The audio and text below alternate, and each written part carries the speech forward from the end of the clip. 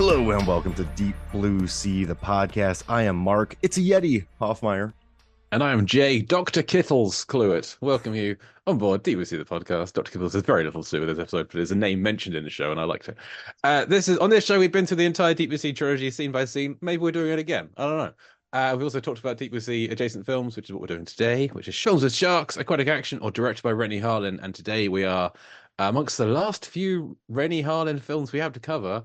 Today we're talking about Devil's Pass, or the Dyatlov Pass Incident, depending on where you live, because for me, it's the Dyatlov Pass Incident. And who doesn't love a film with the word incident in the title? What a sexy word to have in the title of your film. But Devil's Pass is the main name for this. Jay, what are you going to go to theaters to watch tonight? I'm going to go and see the tornado incident with Glenn Powell and the other people in Twisters. Incident is such just a clumsy, awkward, like bureaucratic word. Like the Dyatlov Pass Incident. It's Devil's Pass, not Devil's Pass, which is a 2013 Renny Harlin film. Found footage, tells the story of 5 college kids who go into the Ural Mountains to track down the true story of the 9 Russian guys who in 1959 went into the Ural Mountains, died mysteriously. In the same spot. Let's go check that out. And what do you know? Hilarity ensues. So we didn't know if this film was going to be any good or not, so we thought, let's have a guest on this show just in case. And it turned out, well, we'll find out how it turned out. But Mark, who's joining us today? We have a man who has traveled all the way to northern Russia, embedded himself in the mountains to record this episode. It's Norbert Morvan. Greetings. I'm suffering from hypothermic dementia. That sounds like every movie and I feel fine episode, Norbert. I'm glad you haven't lost your tongue. Yeah, if I find your tongue in a box, Norbert, I'm gonna be confused because you're in northern Russia right now. I'm in America. I open up my mailbox and your tongue's there. Look, man, you never know when a bout of paradoxical undressing is going to just spring upon you. So, or Yeti. These are the things that happen. Well, Yeti with the powers of Nightcrawler.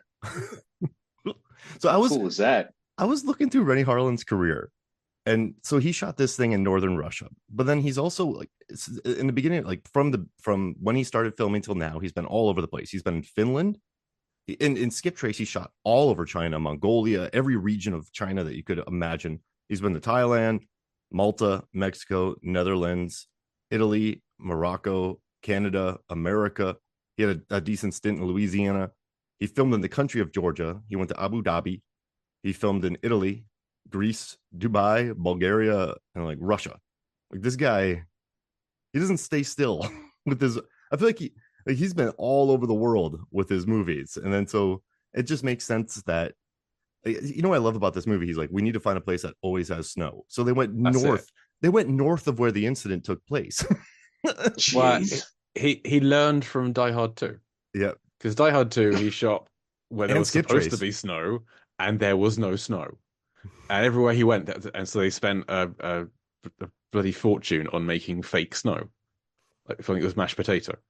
And no, it's just fake snow. So yeah, he went where there was snow. There's gonna be snow, and it made it an awful place to film because they filmed. I can't remember the name of the town, but where they were kind of based it was like a prison town. Where most of the people that lived in the town had moved there because their relatives were in the prison. And so to only go and visit them, they'd be nearby because Russia is a big place, and so like to go visit your family in the prison would take like 3 days on a plane to get there. And so they stayed and so also it was, and the reason they filmed there was because it was one of the few towns that had hotels, just in Russia in the mountains that had hotels. And so Rennie's talking about he survived on a diet of boiled potatoes, herring, and vodka for the entire shoot, and it was just a real unpleasant shoot for a lot of the cast members to be in this real back and beyond location. Oh my God, man! The bathrooms were just destroyed during this photo shoot. I think so. This movie shoot, weren't they? Good God! Herring and vodka. They could have just shot in Vancouver, but that's not what Rennie does. Nope. That's not his style. But I love it though. He's like, you know what? Let's just go. Like, let's go to Russia. Let's bring some snowcats and some snowmobiles. And like that's why I love Rennie. Like, so many people would have filmed this in a Georgia backlot during the summer. Like every Hallmark movie just dumps coats on people, throws fake snow on the ground, and goes, "It's fine, it's fine." He's like, "No, we're going to northern Russia." Because in Skip Trace too, they wanted to film all those rice paddies, but they were all dry at that time of the year. So then they had to re-wet them. So I think he's tired of it. He's like, "No, we are going to." No, wait, Skip Trace was afterwards. Oh, so he didn't really learn his lesson, Jay. Oh, he learned it from Die Hard too. Yeah, Maybe that's true. because he learned the snow lesson. There it is. Yeah. He had yet to learn the rice paddy lesson. He's just learning as he goes. But I just love it. All these countries that he's been in. I mean, like Misfits was like in Dubai, and then like just Skip Trace was all over, and Georgia, three days of war was. He actually went to the country of Georgia and filmed there. Lived in a 1-bedroom house. So it's just, at least this movie has that Devil's Pass. It has a guy named Jensen, which I don't like, but I don't like the name Jensen, guys. I don't. And they say it's Jensen, a last name. They say, yeah, Mike. It's Jensen. clearly a last name. It's not like Jensen. Yeah, but like they say it about 43 times. Like, where's Jensen? Yeah, where's Jensen? And they have very like early 2000s facial hair, which is interesting in 2013. But it is a time travel movie, so that couldn't make sense. Yeah, I mean, spoiler. What's this experience for you, Norbert, watching this?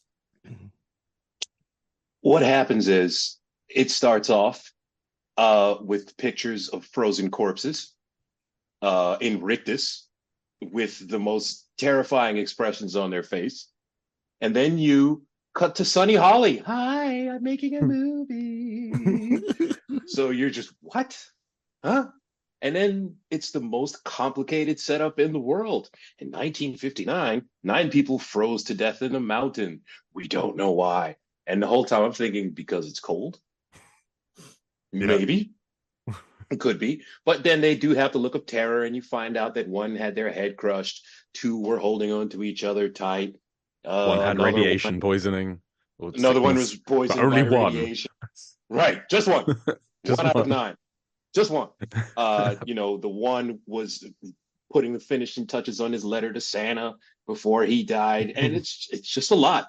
It's just a lot.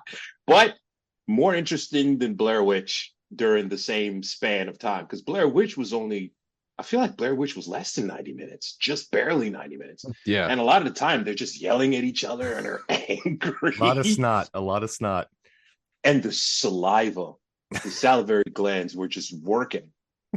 This one, we get to see relatively attractive women. We get teased with potential nudity. We got avalanches. And then we have nightmares? Teleporting mutants. Yeah, we have teleporting mutants who do the now post 2000 screaming thing. I find this movie fascinating, and if you catch it on the rewatch, you have to wonder if when they kill the boy JP, spoiler alert for you kids who haven't seen it, does he kind of recognize the tattoo on the chick's neck? Because I love that twist at the end. Yeah, maybe.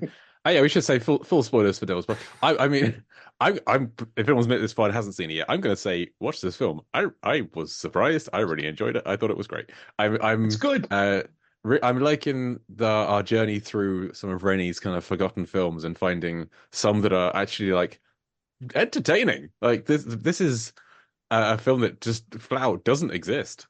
Like no one talks about the Devil's Pass. This is from his like lost period of but I put this on a level with like Prison, which I really enjoyed, and not quite up there with Mindhunters, but easily Long Kiss Goodnight quality. This movie. Yeah, I mean that's I think so. Yeah, I had a fun time with this one. I've got to call you up on saying like relatively good-looking women. Gemma Atkinson is the sound engineer, and she has been a long-term crush for me.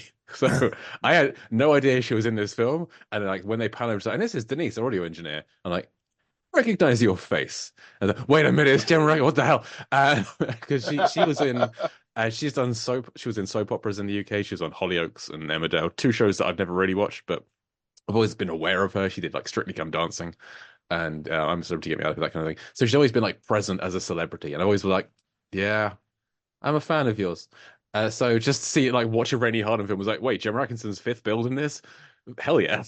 I mean, Renny dies horribly. when he was Yes, sure. casting, he's like, yeah, I needed to find unknowns, but they also needed to be attractive because we got to look at them for 90 minutes. Like that's what he said. Yeah. He I mean, gets it. Like he knows. I'd say she's not unknown in the UK, but also I didn't immediately recognize her. So Got it. because this is like eight years after she left Hollyoaks, which she'd been on for 5 years. So anyway, that I just had to get out of the way, and then we can just get back to the film. But Jen Rax, thumbs Oh up. no, good call, man. It's probably all the herring that changed her facial structure, and she didn't recognize her at first. Maybe. This is why I But yeah, love she was Renny. also the first to go. You send him up into northern Russia, and he comes back with something very cromulent. Like it Mm, doesn't matter where you send him, you'll get something very like worth watching back and fun. Like Renny, you have 4 days to prep for the Legend of Hercules, and you're filming in Bulgaria, and you have 22 days to shoot it. He's like, oh yeah, cool, I got you. Like he'll like you got to go to Georgia and film with a cast crew of people who speak 18 different languages, and you have 13 days to shoot it. Yeah, it's fine, I got it. Like, and then he comes out with the movie. It's just something I love about him. And like the one thing I do hate about found footage is the fake ums.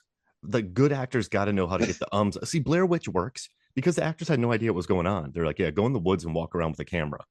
And so that's why it feels very authentic, because they're like, I have no idea what's going on out here. Like we're just in the middle of the woods and there's no script. So that one feels natural. But I always hate the fake ums. I don't know if you guys noticed that. Like in the beginning when they're being interviewed, they just throw a little in there to make it seem like found footage. And we talked about that. There's a mermaid documentary. Yeah, Norbert, have you ever heard about the mermaid mockumentary that Animal Planet? The mermaid incident, of course. Yes. Like all the actors go, but then, and people, but their ums feel very inorganic. That's my major annoyance of found footage, Norbert. I just want to put that out there. I feel like I'm going to notice that every time I see any found footage film from now on. So thanks, Mark. I appreciate it. But for me, the most annoying thing about found footage is the inevitable, oh shit, and the camera just has the conniption. And now it's eyes still hurt. Filming whilst you're running kind of thing. Exactly. Still keeping everything in frame.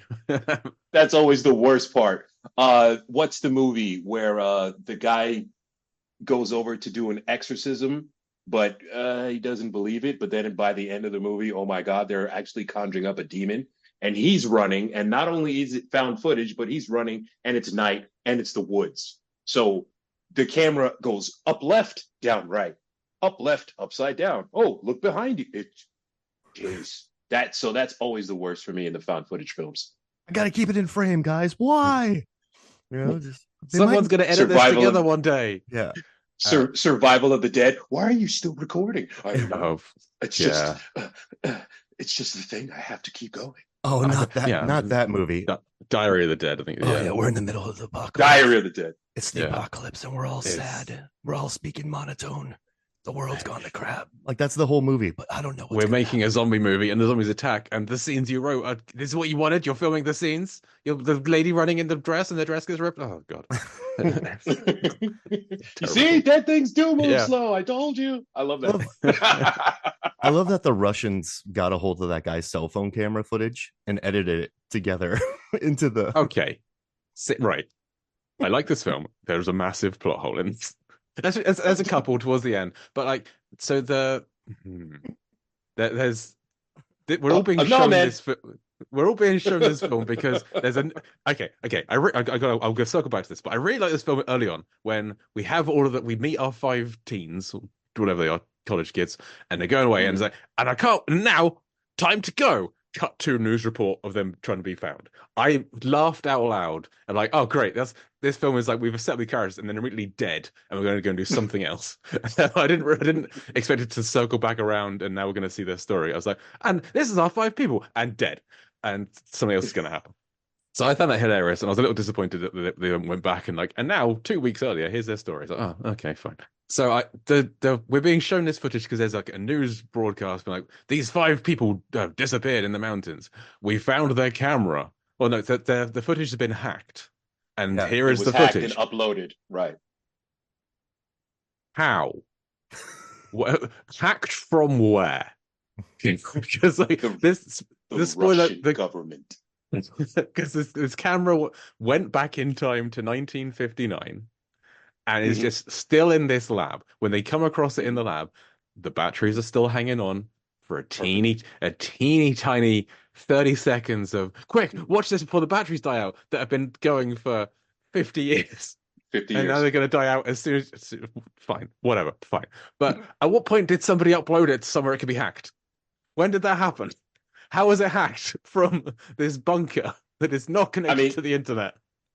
You have to understand, WikiLeaks spent so much time uncovering footage of American soldiers shooting unarmed people and exposing Democratic and Republican secrets that they decided, you know what? Let's get this found footage out there. Let's do that. That's the next big thing that we have to do, because people have to find out what happened to these 5 kids who traveled through time and became inhumanoids and potentially Yeti. I think the name of the hacker organization is on screen briefly. I think it's Crypto Leaks, which may be smart as well. A film incident, if you will. But other than that, I'm on board with this whole film, which is that little bit like the batteries, and then how did they get this? From where? Who put it there? Why? But other than that, I loved it. This machine. What is this machine? He said in Russian. I don't know, but I'm going to keep it perfectly framed on my face at all times. I love that. I love that, man. Yeah. The editing is great. I mean, it's a tight it's a tight package. I mean, these kids actually got a lot of coverage, and I dig that. And also, I love the poster too of the Devil's Pass. It's like a naked lady with like freezing on a lake. Hand. It looks like hand. That's like creepy. My DVD cover is a mountain screaming, which I also kind of like. Oh my god, that's terrifying! Actually, that's actually the way to go. That's scary as hell. That's pretty cool. I like that. Yeah, a screaming mountain. Screaming mountain. Can you not see? I'm showing it to the camera, Mark. If you can't. It's like terrifying. A screaming face kind of superimposed over the mountain in the snow. It's pretty cool. Yeah, that's a good one. It's way scarier than Naked Chick in the Snow. I love that the marketing department's like, how should we market this? Naked lady in the snow. Naked lady in the snow. Something that does not happen in the film. They have a board of like 10 things. These people who do the posters, and they're like, okay, let's do that. Like, yeah, that one works for me. But yeah.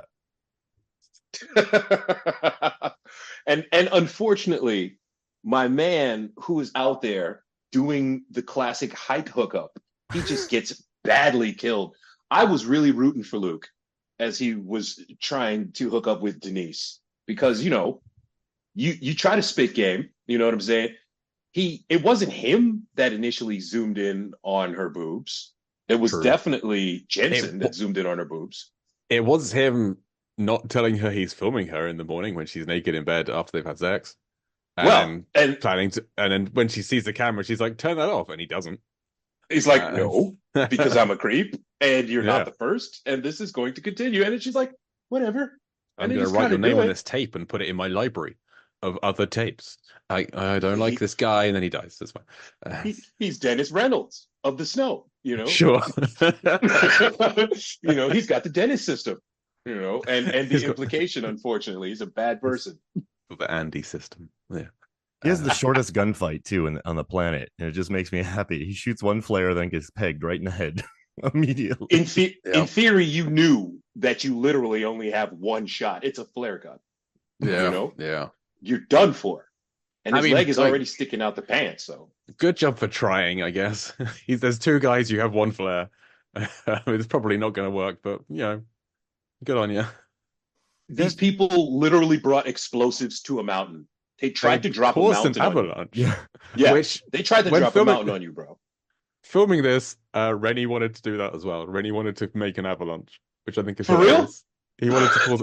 He didn't. They talked him out of it, but he wanted to cause an avalanche.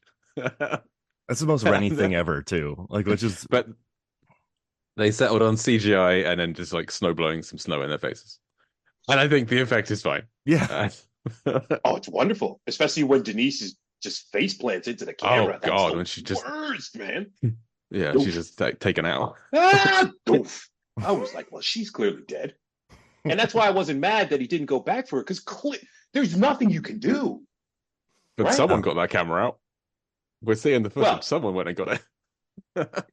Well, not only that, the cell phone too. See, when they say that they hacked this footage, there was at least 2, 3 cameras being shot at all times. Of course, you got Lucille, because Sure. Yeah. she's got night vision and she's got a light, but people were shooting on their phones too, Yeah. right? I So love they found Lucille. all of this, uploaded it all, and edited it together in between hacking the DNC, the RNC, and just the general United States government. Yeah. It's important. What's You gonna gotta happen know. to what's gonna happen to the Russians now? Like, is this gonna be a hoax? Is it gonna like what's gonna people can be like, wait, is Well, it a like what? bunch more kind of conspiracy theorists are going to head to the mountain and find out for themselves. Just a That's groupie the Again? first thing that's going to happen is people flocking from all over the world trying to go to the Dyatlov Pass and see what happens, and then maybe they'll all die too. I don't know. Okay, so we're just going to have a proliferation of teleporting mutants in North Asia, is what you're saying. Oh gosh. But then it would have already happened. The teleporting mutants, because like the 9 people that died because Holly and Jensen teleported back. I think this is what the film was trying to get at. They teleported back there, and then that radiation or whatever that event was called, that incident, caused the 9 people to die as well. So any more people going there must be prevented from going into the portal, or we'd already know about the mutants going back, unless the pile of mutant bodies that they find in the bunker with the weird teeth and whatever are the people who go to the bunker to find out what's happening because of the events of this film. Well, they've also been launching their soldiers through and then shooting Sure, them in the yeah. head when they Yes. come out. So that's Well, what I do we know thought that's that would happen. is that definitely their soldiers and not just more ghost hunters or Yeti hunters? Well, they had all the papers, right? They had all Okay. the Oh, yeah, soldiers' sure. That's right. IDs, and they found the same one twice. Yes, you're right. That makes sense. Yeah. Hey, you And go in walk case through you that didn't tunnel. understand, yeah, and in case you didn't understand, they were like, "Remember that movie, The Philadelphia Experiment? I mean, that thing, The Philadelphia Experiment." The Philadelphia incident, if you will. Sure. Yeah. I do really like just the idea of Renny, or is this written by Vikram Wheat, like him finding out about this true thing that happened in the 50s, this unexplained event, and like, let's make a horror film out of it. Well, how could it have been? What's the least likely explanation that it could have been? I don't know, time travel, let's go. And just making a film around that. It feels a little not great for the people who actually died, a little I can't think of the word. Exploitative. Yeah, a little bit for them, because like, these are real people that really died, and we're just gonna like, hey, make a horror film out of it. It'd be like if Jack and Rose were real people on the Titanic. Like, It could also be the result of someone who consists on a diet of potatoes and herring and vodka. One day sitting down, oh, got a great idea. Herring, nom nom nom nom nom. Yeah, but I just like the idea of taking this unexplained event and strapping horror film around it. I think that's an interesting concept. And I mean, sending college kids is smart too, because just college kids are dumb. They think they're really smart. Idiots. Like Jensen thinks he's like the smartest man on the planet. Like this one guy's like, I hike the Appalachian Trail. I can go to northern Russia and do this. And it's but you feel like people with it just makes sense though. Like you think college kids in Oregon would do that because like they have the hubris to do it. Like that it makes sense to me. Like it's not like the cast of Everest up there doing it. It's a bunch of just kind of dummies going up there unprepared. And, like the 2 climbers they have, like one of them's like, I like to climb because you really get back to nature and you can do things without any of that equipment. And then he has all of his GPS and sat nav and all of his actual tech stuff to help with the climb. He's the most teched out guy, exactly. Doesn't see the irony there.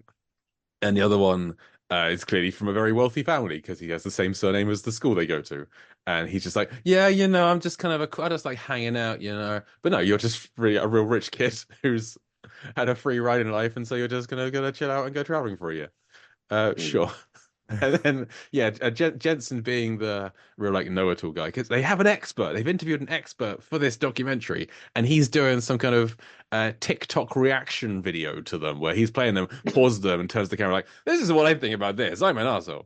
And just I couldn't wait for him to die, and it took so long. Aliens, whatever, Yeti, come on, that doesn't exist. It's so ridiculous. Yeah.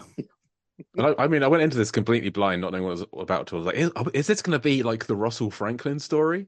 Like people get lost. I knew it was like cold in a mountain somewhere. That's all I knew. So I thought we're going to see like the Sam Jackson origin story where they're up there and eat people and get out of the snow and stuff. So I didn't know where this was going. I thought it was great. And it's always That's what's so bizarre. People keep calling Jensen gay too. Like there's a running theme in this movie. And they're like, yeah, he's named his camera a female name. It's not. Yeah. How can it be more clear? But it's just like it's kind of interesting. Like they're like, yeah, because you're the gay one, and you're like, what? who wrote this? It's still that time. It was still exactly. that time in cinema, I guess. Yeah, you're right. Like a decade ago, but it was just it came out of nowhere. Like, who wrote this? Yeah, it's random. You know what? This is good. This isn't 2004 anymore. I'm gonna keep this. Like they kept going after Jensen like that. And I love how everyone was really like chuffed by it. Everyone was very happy whenever Jensen was called gay. And you're just a very I don't know. Just and he's clearly got a thing for Holly. Yeah. But he's so repressed, and he's such a jerk. He's so jealous. He is really angry that JP is just everyone wants to bang JP because, like she says, JP, he's arrogant, rugged. You know what I mean? She came quick with that, but it seems like the whole time that Holly wants to hook up with. JP is Hauser. JP Hauser. Yeah. Yes. It seems like Holly wants to hook up with Hauser. Yeah, it seems like Holly wants to hook up with Hauser, but she totally gives the vibe that, you know what, push come to shove, I would. Me and Andy, let's go. You know, but Andy I'd have loved it if slice of Denise. I'd have loved it if like they one of the wake up or the after one of the camping nights and like the camera was now next to one of the climbers as well. Like Lucille had abandoned JP to go and see one of the... How dare you? Oh my God. Oh man. No one touches her Zoom like I do. Have you heard of Emmerdale Farm, Jay? Emmerdale, the soap opera I've heard that Gemma Atkinson was on. Yeah. Ryan Hawley's on that. The guy from this movie. Well, Andy from this movie. He's on 834 episodes of it. That is a lot. Robert Sugden. Okay, sure. He was not on it when I would live with my parents and they watched it, so I was aware of it then. But I haven't watched it during his tenure. No. But yeah, he's on Casualty at the moment. Wow. I feel like soap actors are the best because they have to learn about 73 lines, like pages of dialogue a day, and then they just have to stand there and recite it, like just 73 pages. So it just takes like if I ever made a really low budget film, I'd just hire soap actors because like they got steel trap memories and they can just knock scenes out real quick. Just do some over the shoulder. I would have twins. Someone would die in an elevator, and then that would be. I could make a really quick movie with soap actors. That's my plan. They do that with every almost Christmas movie too. Like there's so many soap actors in those Hallmark movies because they can just stand there and deliver about 30 pages a day of dialogue. Yeah, it's the writers of soap operas that I get more frustrated with just because everything has to be so depressing.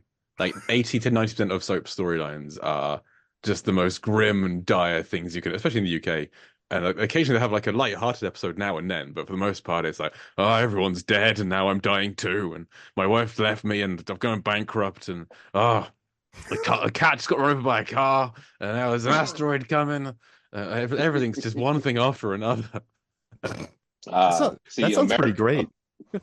American soaps, we're rich, and somebody's sleeping with somebody, and he died in a car crash, but it was actually his twin brother. And now I've inherited his Maserati and I'm going to murder you. So it's never real. It's very sordid. It's very sordid and hilarious. And here's Stephen A. Smith. Suddenly he's there, the sports commentator / journalist. It's real random. If I wrote a soap, Norbert would be in it and he'd have about 43 characters that have been like killed off. Like just all brothers. And just keep coming back. Oh, you Norbert? No, I'm Philip. Filbert. I just give you a different color, glasses each time. Different glasses, exactly. Yeah. Quick question, Jay. How do you say blueberry? Because as soon as they started saying blue, okay, That's what tripped me out in this movie. They're eating. Do you like blueberry pancakes? I was like, what? You're from Oregon? Blueberry? Are you No, sure they're all about that? English. That's what I looked it up. I said, these people aren't American. What are you doing to me? Oh my god, blueberry, Blueberry. Yeah. blueberry, We have a blueberry berry. plant. We have 2 blueberry plants in the garden. I know how to pronounce the word of it. Blueberry. As soon as they said blueberry, I said, "This movie's insane, and I love it." Yeah, That's the thing you picked up on. Holly's accent definitely goes in and out. I noticed that. Yeah. Yeah. Oh, Oh, yeah. wait. Oh yeah. Oh wait, and Luke JP was in 12 rounds, guys. So we have he's a nice. Renny JP. He's in 12 rounds. So he's a Renny a veteran. Yeah. In that. Nice. Just want to get that out there. And it's blueberry. Between blueberry and the fact that her character had never seen Scooby-Doo. Yes, okay. That doesn't make her not English. We have Scooby-Doo in this country. Everyone knows who Velma is. That frustrated me to no end. I don't care where you're from, you've heard of Velma. What is just by osmosis? Exactly. Just by osmosis. Someone around you has mentioned Velma somehow. And she's of the age. This isn't like a generational thing. I've always been Scooby-Doo, so like it's always been on. But like my wife she works with someone who won't watch anything in standard definition because it's fuzzy. So like she's never seen Friends, which it's fine, never sees Friends, whatever. But she won't watch Friends because it's fuzzy.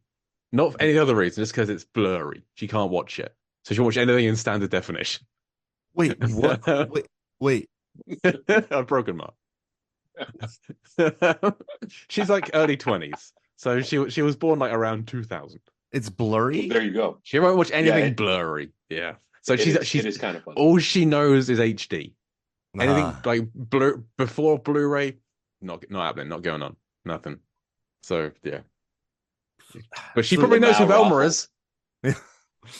For sure. Well, Velma's big now, right? Then Mindy Kaling has that Mindy show. Kaling's, yeah. Yeah. I guess this happened before that, but yeah, that joke.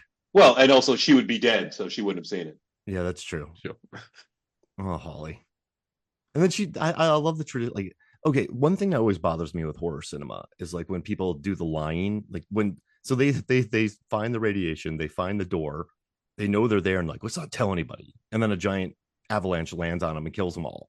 Like, just like I kind of like this. Some of the hikers though, because like we need to leave. Like we got to get out of here. Like let's go. Andy says let's go. I think even Jensen's like, let's get the hell out of here. It's everybody apart from Holly, basically. Yeah. and then Holly's just like, no, we gotta stay. I gotta get my story. And they're like, no, we can hike back, a couple hours and then come back during the day, and we can get footage, and no one will know the difference. Logical. Like, no, I need it, and then everyone dies. So it's always kind of that problem of I guess you need decisions to fuel everyone dying, because like I think rational people a lot of times probably wouldn't die in horror movies. But yeah, definitely Holly becomes sort of the but she's also in college. They flew all the way out there, and it's very important to her. Yeah, like this is part of her course. This is part of her like degree. Like if they leave, is she going to get a grade? She needs to she wants to go into film school or something. I don't know. Listen, guys, if I was a teacher and my students got a grant to go to northern Russia to film what happened at the Devil's Pass, I'd just give them an A. Even if I didn't see the footage, I'd be like, these college kids. You should become a producer. They're the most driven people on earth. Exactly. They got work visas, they got flights, they got a grant, they got cameras, they had crew. Like they made it there. They made it to that spot. Like that's an A. It's fine. It's cool. Like, however, what you all have forgotten is Chekhov's nightmare, that she's had this dream since she was a kid.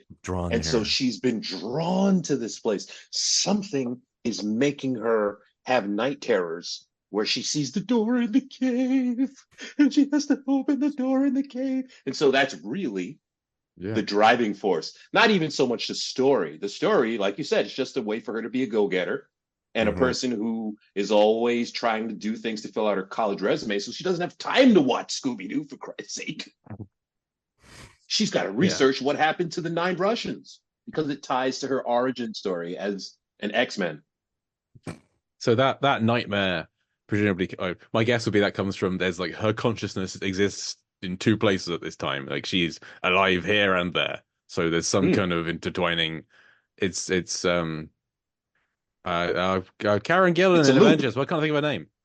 Oh No, God. Nova, Nora, No, Norla, no, neither of those. Chula, Chupa, No, Taurus, this is Karen Tori. Gillan playing Avengers.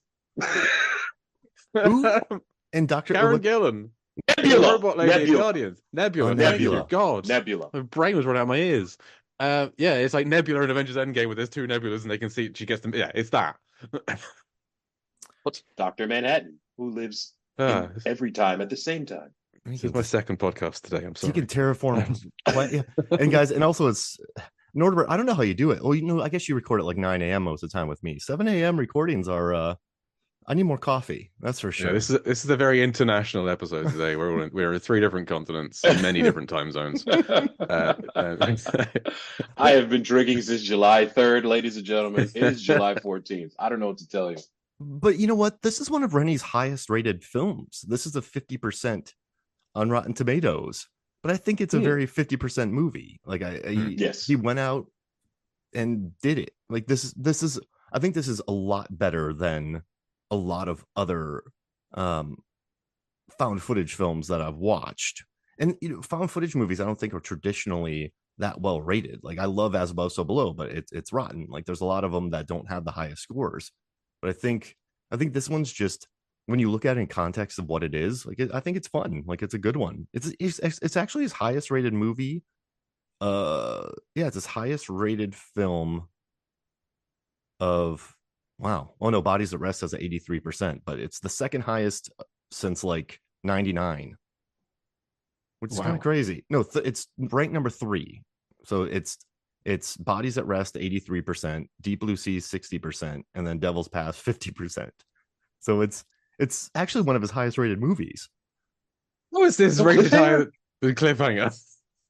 No, since 99, since 99. Oh, okay. If we're adding those into it, then let's Sure. see. Just, 1, okay. 2, 3, 4, Okay. 5. Okay. Yeah. So then you it's gotta be like tripping, man. it's number 7. Cliffhanger. It's his 7th highest rated. It's his 7th best rated film. Which I mean, it doesn't say a lot for his post 99 work, I would say. but you know what though? There's some films in there that should be rated below this. I guess this one's fun because listen, this is the era when people were like Paranormal Activity hit big in what, 2009, 2010. So then remember this one probably got greenlit, and then Rennie definitely follows the trends. I mean, they hired him to make Legends of Hercules because they wanted to beat Hercules to theaters, and 5 Days of War, they're like, hey, we need you to go make a movie about the war in Georgia. Like 12 Rounds, I think, is very much so. That's like it's like very much like a Die Hard with a Vengeance knockoff. Like they follow trends with him, I think. So it's what I find interesting is Rennie being the worst person to ask to make a found footage film. I like him; he's great. I think he did a good job with it. But the real benefit of a found footage film is they're really cheap to make, and Rennie doesn't have a reputation for making things on a really low budget. Like Paranormal Activity was made for what, 27p? I don't know. It's nothing. Like it's like the Blair Witch Project, which is like, hey, 3 guys in the woods, off you go, have fun, have a tent maybe. We're gonna take it away at some point. When the rental's up. But he managed to make a found footage film that I couldn't find a budget for this, but I'm guessing more expensive than most other found footage films. Because he tried to make an Avalanche. And the cameras they brought out there, like they had some huge cameras that they shot a lot on sticks. They couldn't do any dollies, but they had like big camera gear. And then you watch the behind the scenes footage, and they have snowcats and snowmobiles but you know what though? Maybe he said they didn't shoot much; they just rehearsed a lot. So well, I looked into that. It's because they didn't want to. Once you walk in the snow, you've walked in the snow. You can't film it again because you've just walked in the snow. So they would rehearse a bunch. Exactly. And then they would shoot most things once, but with a lot of research. A lot of rehearsal, and so they'd be like making these Yeti footprints, but like having big molded feet on a long pole, so that reach out and push the pole in, and they'd cordon off big areas like, don't go over here because we're going to film here, but rehearse over here. Which something you don't. I never really thought about that. I figured you can just shoot things again and again and again, but not in the snow, No, and not when it's like supposed to be this crystal clear, virgin, pure white snow. Uh, no, that's a good so point. And it's not I like wonder if they Stargate. realized that before they filmed it, or they filmed one and like, oh bollocks, we gotta wait for it to snow again. Let's not do this again. That could be a good just thing. Why are these prints here already? Someone's here already. They were just too Someone's lazy. already filmed it. They were just too lazy to take them off. Like, you know what's funny? In Stargate, they hired crews to go over the sand every time somebody walked over it. But you can't really do that, in northern Russia on a giant snowcat or something. That would just create a lot more. So I mean, it makes sense. Apparently, there were times when they'd like film and they'd pack up for the day, and they'd all be like heading back to the hotel, and then Rennie would like see this new beautiful vista, and he'd be like, "Stop, stop, stop! Trekking shot! Unpack all the gear! Everyone get back to it! I want to film all of the actors heading off over the horizon," and so just add another like 3 hours to the day. So he went full Terrence Malick on this one. I think so. Yeah, I don't know how many of those they used, but like they'd just be heading home and was like, that's a cool shot. Let's do that now. Let's go. And everyone would be like, I just wanted some herring. I wanted to go back to my potatoes and vodka. But now we're gonna shoot. Oh, you see, God. That's a leader. That's what that's what I've been trying to interject the whole time. You say, found footage movies are cheap. CGI is not that great in this movie when we get to the X-Men teleporting zombies. Not that great, right? So where did the money go? As of today, the retail price range in British pounds sterling for herring is between £2 37 pence and £4 37 pence per kilo. Okay. Herring is pricey, man. Yeah. All right. And if you're doing herring and vodka. Yeah. If it's sure. Yeah.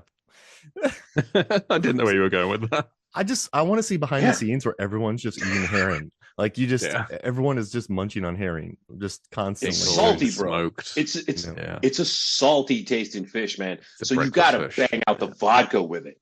You gotta bang out the vodka with it, and have the potatoes as the palate cleanser. So this is where your money goes. You're not just getting some Idaho potatoes. You're in Russia, bro. That's loamy soil. You're getting solid potatoes out there, man. They're not gonna be cheap. The line producers looking at the budget, like VFX budget, $6.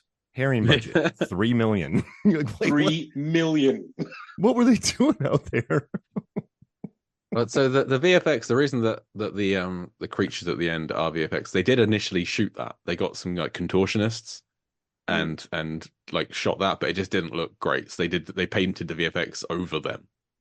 So that would have raised the budget a little bit. It's so janky that Spanish movie with the zombies, Record, REC, VHS. Wreck. That was a person. Mm-hmm. That is the creepiest looking thing with the night vision camera. It's so spooky, man.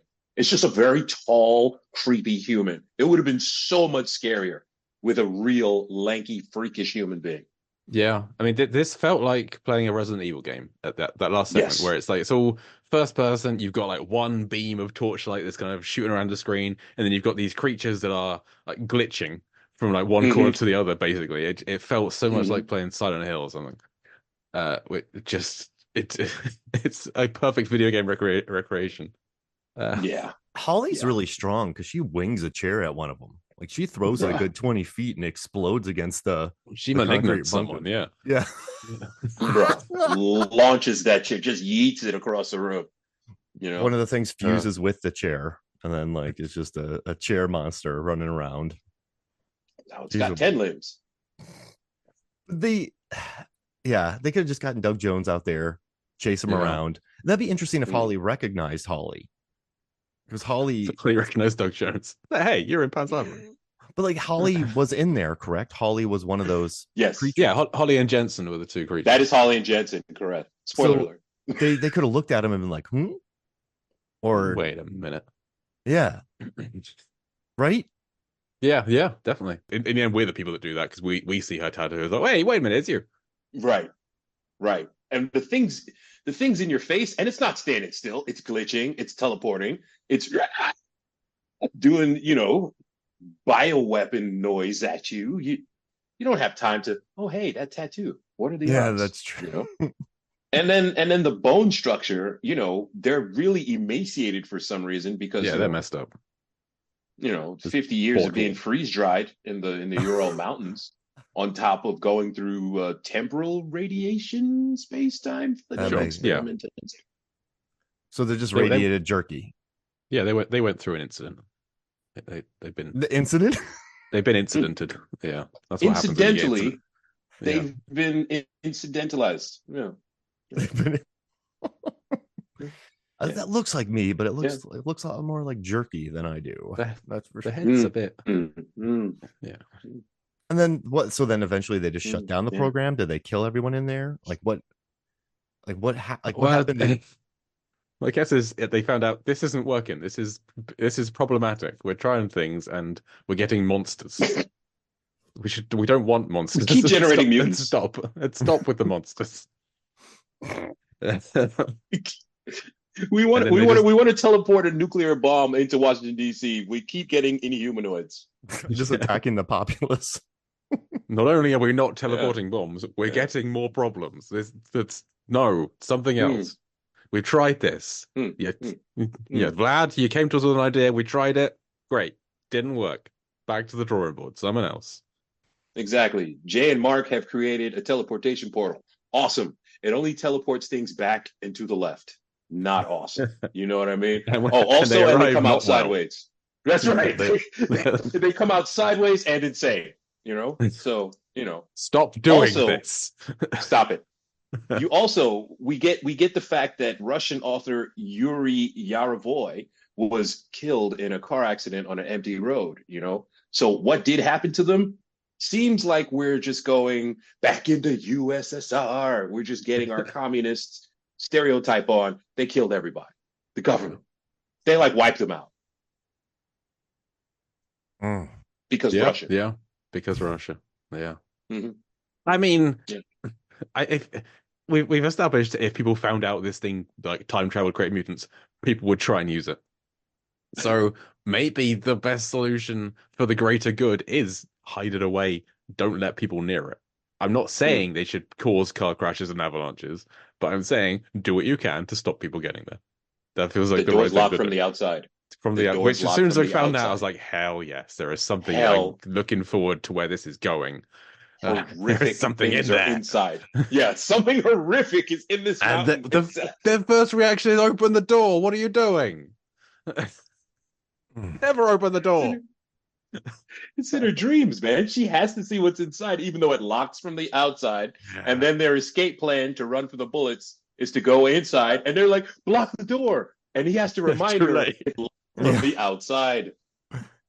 Yeah, we're just gonna die in here of hypothermia and thirst, starvation. Yeah, it does make sense to head into the bunker when you're being shot at. There's not a lot of other options. But then you remember, oh yeah, now the people with the lock aren't here with us. And we've seen Yeti feet and a ripped out tongue. So going into basically where the Yeti are. I don't know, bro. Shoot me. I don't know. Oh yeah, of the fates, that is the better one, rather than what. Well, saying that, maybe Holly and Jensen having a great time. Maybe they're loving what's happened. Jerky aliens. Yeah, maybe they're really enjoying teleporting around the place, night crawling into people, and just having a ball. Who can say? The implication is because we get the ancient drawings of those who walk before us on the wall, that this is probably where the Yeti do come from, actually. Because the ancient drawings from the people on the wall show that they have been here. And some of those drawings on the wall had freaky looking dudes or things, if you will. And so giant humanoid footprints, that's always what they say. Yeah, that's the sign of the Yeti. And so even before these two unfortunates became inhumanoids, they probably were those that walked among us. That's, I think, another implication of this movie. Because that thing's been around presumably for a while. Forever. There's no buttons. There's no controls. You just think of where you want to go, and it always puts you right outside as an inhumanoid, jerky Yeti. I'd be so pissed in my dreams It's like my entire life, my Bruh. dreams are like, hey, Mark, you got to go out to northern Russia and do this. And I end out there, I'm like, I got to pursue my dreams. And then I become just a humanoid who can teleport and glitch. Like, thanks. You have the dream to go out there. You go out there, and then you sleep that night, and the dream you have is like, ah, sucker, gotcha, Loser. You just wasted 25 years. Vikram West, the person, the person who wrote this, they got their start in reality. So they did the Real World, the Challenge, and Keeping Up with the Kardashians. So I wonder, like, that's a lot of. I wonder if found footage was a natural segue for the person, because they're just so used to that setup, so they just wrote it like that. Because Renny found the script of that, so I just I don't know. I find that interesting. So they worked in reality bizarre. and then wrote the Dyatlov Incident. I've never considered that the Kardashians is found footage. Well, like reality. Maybe I like it more now. That feels. I don't know. I've never watched it. Well, we've established that these are attractive people, Mhm. and he sends them to horrific deaths. So all the years of working with these attractive people on these reality shows, this is what they were thinking the whole time. I wish these people would die brutally, all of them.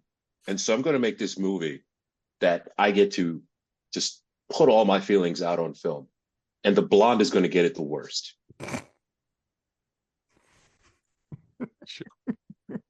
I mean, yeah, makes sense.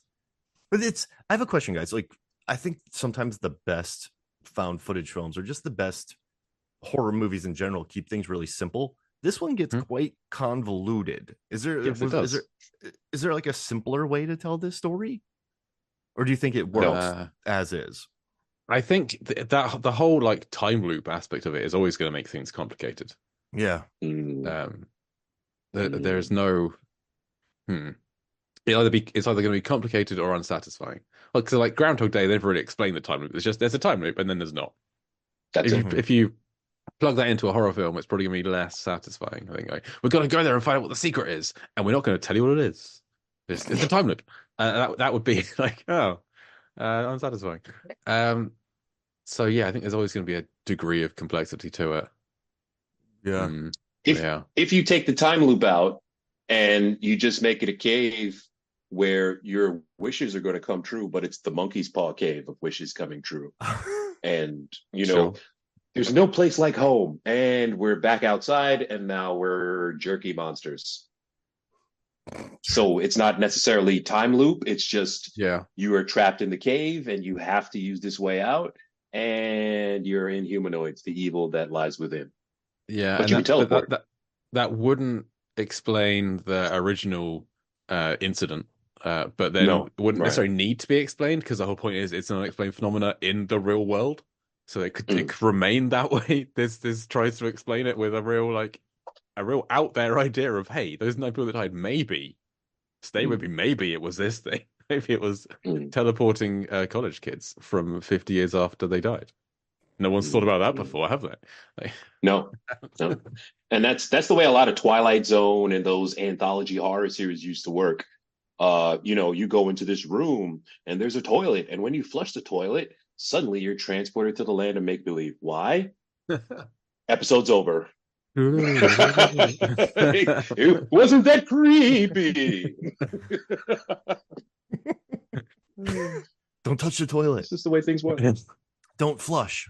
Oh, don't be cheap. And then they press it, and then it's like, oh no. There it is. The greatest scene in Creepshow, the movie, the roaches take over that dude's sterile apartment. Why? Because he was a jerk. If that came out today, the roaches would have had an origin story. They were made in a lab, and one day one of the roaches saw his wife killed by a scientist coat man, and so now he just hates sterility. Creepshow was just like, this guy's a jerk, probably a racist. We're going to fill his apartment with roaches until they kill him. You got a problem with that? No? Great. You're right, though. That show is just basically like, this person's horrible. Let's have something terrible happen to them. Something's going to murder them. Something mundane is going to kill them badly. And you're going to root for it. It's basically Saw. You know what? I But he like was this. dying of cancer, and then he wasn't. It was weird. Saw. Well, you know what? I like this movie now, though, despite the middle part where Jensen is just complaining about women and trail hookups. Yeah. How dare these other people have relationships? There is one more man than women here, and everyone's hooking up but me. Yeah. But there's always a Yes, Jensen. I've laid out the fact that the only thing I find sexually attractive is his camera, and now I'm wondering why I can't get laid. God damn it. I guess there's The always two people attractive like women that, like the two attractive men. I don't understand. Yeah. Anyway, Mark, you and I were having a brief discussion on Facebook as to like what would have happened in Deep Blue Sea if it was a found footage film, and I really like that concept. Yeah. I've been thinking about it. Hey, Like tell me, how what do you got? well, I mean, it's the found footage aspect you're mainly going to have is Preacher with the camera. That's where this comes from. Because like he's already has that found footage thing, but he doesn't get that until Janice's room, like 2/3 of the way through the film. So that needs to just happen earlier. He needs to have the camera earlier, and all of the Preacher stuff is like him talking on the camera found footage, and everything else is like CCTV. So you can have him like Yeah. filming Susan's birthday party, like hey, we're all crouched down, like poking the camera out, watching her come out of the thing, and it's a surprise. And everything else is like CCTV. But then when like those rooms flood, you lose that CCTV, and it's just Preacher with the camera. I don't think it would be as good.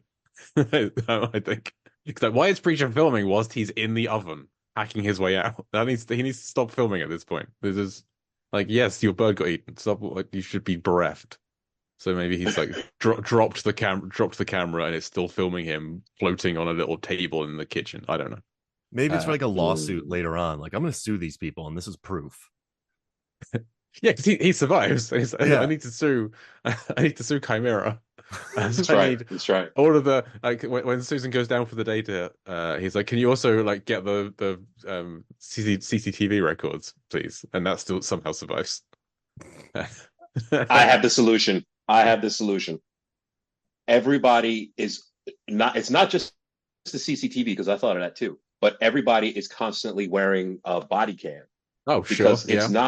Because it's not only an experiment for the sharks, it's a long-term project that look how long we have humans living under the sea, and we monitor everything that they do, and we're checking their stats and their mental capacity, blah, blah, blah, blah, blah. And eventually this is just step one to us going to the moon and into Mars.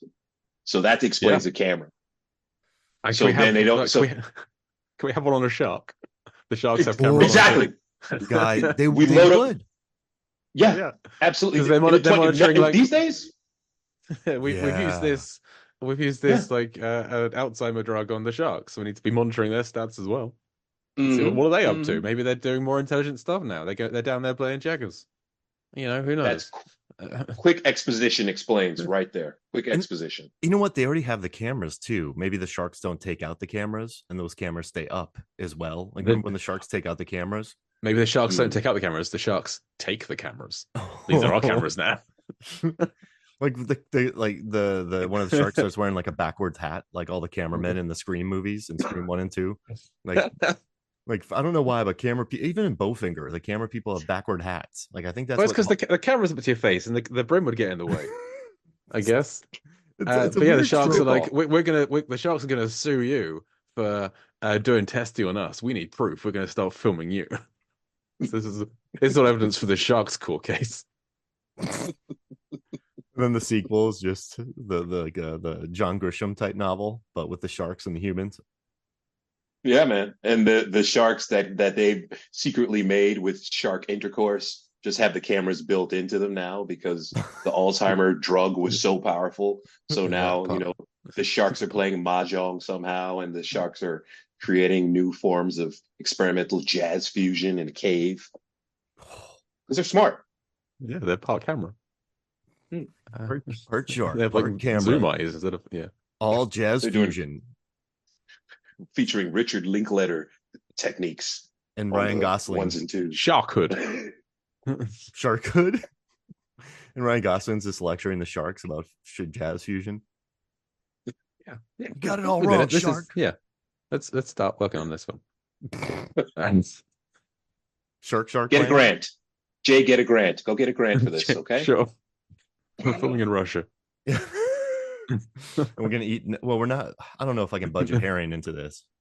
It's pretty goddamn expensive. My The mom shark's ate a gotta eat lot. something. My mom made a lot of pickled herring because that's what Swedish people do. Like, there's always pickled herring around my house. It's not bad, but I think everyone was just You're playing a also role. you're also massive, Hoffmeyer, so clearly it worked. You're a massive human being. Thanks, Mom, for all the Yes. pickled herring. Protein, my friend, protein. And the good thing is about the vodka is the potatoes could make more vodka if you run out of vodka. So I mean, it was a smart plan by Renny. They could have just made herring flavored vodka and got all three of the food groups in one. Oh God, I'm gonna puke right now. I mean, if you think of all the other flavors, like there's pretty much been every type of vodka. So why not herring? I'm just googling herring vodka. You know, I don't think it. Some people like I think it could be an animal. doing Vodka like cured herring. It's a thing. They cure herring Cured. vodka. Yeah, But cured. It's got to come from a plant because of the fermentation. You Oh. don't drink the juice of fermented animals too. Vodka and herring bars. I'm hoping that's somewhere you go to eat them. And it's not like a cereal bar. A Snickers Like bar. A protein, Yeah, a Snickers protein bar, maybe with vodka and herring. Oh, why do you guys want to kill me now? why? I mean, Oh. it saves time. Like you're just on set, and you're like, man, I need some vodka, and I need some herring, and then there's just and then there's a It's a, granola bar. it's a finished thing. It's Yeah. a crisp bread with herring, mustard, and vodka. Rennie was fine with this. He loved it. He chose this. Yeah, he was Everyone else had complaining. like McDonald's every night. He picked this. Yeah, absolutely. Yeah, that'd be funny. He goes and makes a movie in the desert. He's like, man, all we ate were potatoes, Finlandia vodka, and pickled herring. And like, wait, what? And then you learn Okay, about Oh, how much it costs There to is- get it all there. There is someone who's made pickled herring whiskey. That is an Fish Key is the company that makes pickled herring whiskey. of course, it's got called it. fish key. Hey, Jesus. The most Ay, ay, ay. I had sheep dung smoked whiskey. So whiskey that was Pass. smoked with sheep dung in Iceland. single malt barrel aged whiskey infused with pickled herring. Pass. Agreed. I I'd don't try it. like either of those things. I don't mind herring. I don't like whiskey. I would do it. Fresh cut grass vodka. Interesting. I don't like Interesting. this website. I'm not gonna buy things from here. Closing tab. Ardbeg is it's a good peaty. It's a good Oh, I peaty love Ardbeg. single malt. So that grass might be good. I'll never know. I love Islay Scotch. It's delicious. Lagavulin, Ardbeg, Lafroig. Oh, So how is Devil's Pass like Deep Blue Sea? I have a list. Directed by Renny Harlin. Characters talking to the camera. There's a story of a mountain tragedy. They applied for research money. That's all Deep Blue Sea is. Jensen gave me Scoggins vibes. Anytime there's a whiny character, and I get Scoggins vibes, basically. We see a Nice. character pee. It's a dog, but we see him pee, just like we do with Jim. There's a bartender serving drinks. There's someone's cooking. Hauser is cooking. They're eating processed food at one point, although Preacher doesn't eat the processed food. It's all about an ill-advised research expedition. There's doors with wheel locks on them. They're searching for data. There's a flare. They're trapped below the surface, trying to get out. There's sparking. I can't read my writing. What did I write there? Subterranean research lab. World War II. Aquatic equipment is referenced to the Philadelphia incident. And they find a dead body at one point. That's how it's like DBC. A bunch of stuff. I don't know. Nothing terribly incredible. But how deep, blue, and because this is season 6's podcast, how sea is this film? So Norbert, as I'm sure you know, Deep Blue Sea is on average 14.5 meters deep or 47.5 feet deep and about 31% blue. I've done this by going through the film and working out how deep and how blue the action takes place in the films. Do you think the action within Devil's Pass is on average deeper, bluer, and more at sea than in Deep Blue Sea? Well, we're pretty high up in the mountains. And so if you reverse deep and you make it high, we're pretty damn deep because that mountain's pretty high. Pretty high. If you really- do the opposite thing. That's deep. Yes. See how deep that was? Sure, That is was deep. deep. And what about blueness? How blue do you think this film is? So we got the weird lights of the Northern Lights. Not really blue, very green. A little blue. A little blue. You know? Yeah. But, you know, we need blue and green to make yellow. So that's not blue at all.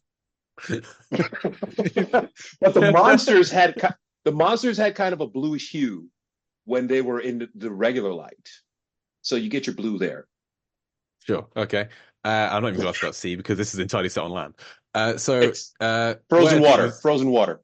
Sure. Mm-hmm. So this is, as you said, quite high up. As a rule, I do take it if they go underground. This is like descent rules. So if they go underground, I count that as deep, but only like a little bit. It's like a couple of stories deep. This works out on average 124.5 meters or 408 feet up in the air, which means it is somehow it's next to open water. You know, that film takes place entirely on the surface of the water. That's one of our higher films because there's a few shots in a plane. So it's higher than open water, less high than Renny Harlin's Skip Trace, which also has some plane scenes. So it is our 99th deepest film. Least deep film. Blueness, 3.3% blue. Not blue at all. As you know, Holly's wearing a blue jumper. That's about it. So this is bluer than another found footage film, Lake Mungo. Less blue than Under Siege. Still not Rennie's least blue film. In fact, he has he has 8 films less blue than this, and it's just 3%. He's not a blue filmmaker generally, and yeah, 0% at sea because it's not. It's never at sea. It's never at sea. Something we're doing now on this show because why not? But that.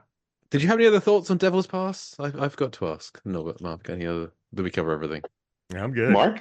No, this was fun. This I'm bringing Norbert in was great. Yeah, just don't say in found footage films. That's it. Sure. That's all I got. If you're gonna edit the footage together, edit the ums out. I mean, why not?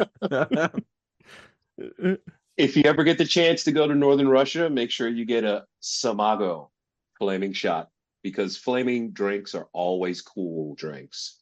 Sure. I was one of the guys had a mustache. I think the bartender had a mustache and his flaming drink. And I was like, please, I was thrilled that he blew it out before taking the shot. I was very concerned about his facial hair. So I'm glad that didn't happen. Anyway, Norbert, do you have anything you want to plug? Or where can the listeners find you online? Norbert is Eddie Kane at Eddie Kane on Twitter and Norbert Morvan on SoundCloud. Cool. Great. Mark, any plugs? Yeah, listen to the Any Given Sunday episode that Norbert and I just dropped. That'll be on Movie Films and Flicks, and then also listen to the Twisters episode that Jay and I released because that's a good time. Nice. Yeah, I listened to Twister. I listened to you and Nick talking about kitchen fights, Michelin star kitchen fights, as a new series starting. So I recommend listeners check that out as well. Yeah, sorry about the audio on that one. That's a head slapper. It's fine. It was I listened to it whilst mowing the lawn, so I had this other like going on in the background. So it worked out fine. I had Zoom updated, and then for some reason, halfway through our episode, I'm like, wait, maybe I should check the settings. And then I was like, oh, I'm recording on my computer mic, and so I fixed it. It's always fun when it happens. Well, I think it sounded great, regardless. It's a fun episode. It is. I agree. I'm looking forward to listening to you and Nick do the Michelin star ratings for more kitchen fight scenes. I'm looking forward to it. And listeners, you can find this podcast all over social media at Deep Blue Sea Pod. You can find very little of what I've done at lifeversusfilm.com. And next week it's finally happening. Next week is Sharknado. We said it would never happen, but here we go. We're going to set off on a quest, a very protracted, potentially cut short, who knows, quest to tackle as many Sharknado films as I want to go through as we go. We'll see. It's an ongoing process. But next week is the first Sharknado. So come back next week for that. Great. So that will do it for Dyatlov Pass Incident. Thank you once again to our guest, Norbert Morvan. Thanks, buddy. I've been Jake Lewitt. Now Mark Hoffmeyer. And we'll Deep Blue see you next week.